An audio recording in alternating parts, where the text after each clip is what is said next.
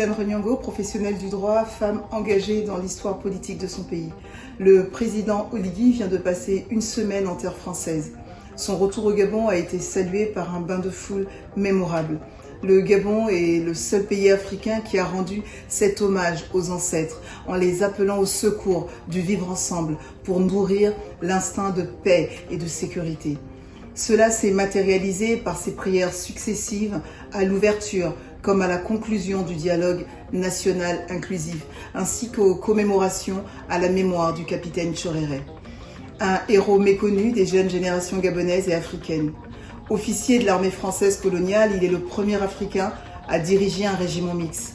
C'est un symbole de la lutte contre la négrophobie.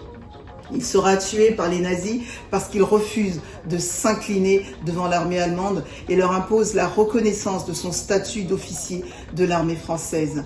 Il sera alors assassiné devant son régiment et son corps, qui sera écrasé le 7 juin 1940 par les chars allemands, ne sera jamais retrouvé.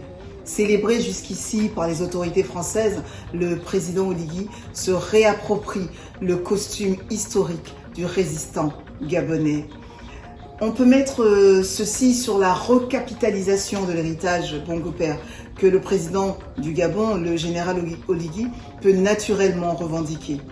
Le Gabon redécouvre les valeurs symboliques des choses avec le nouveau pouvoir. Il n'est pas inintéressant de rappeler que la renaissance gabonaise est à l'ouvrage. Les fondations d'un véritable rassemblement du peuple gabonais pour une dynamique collective ont été posées.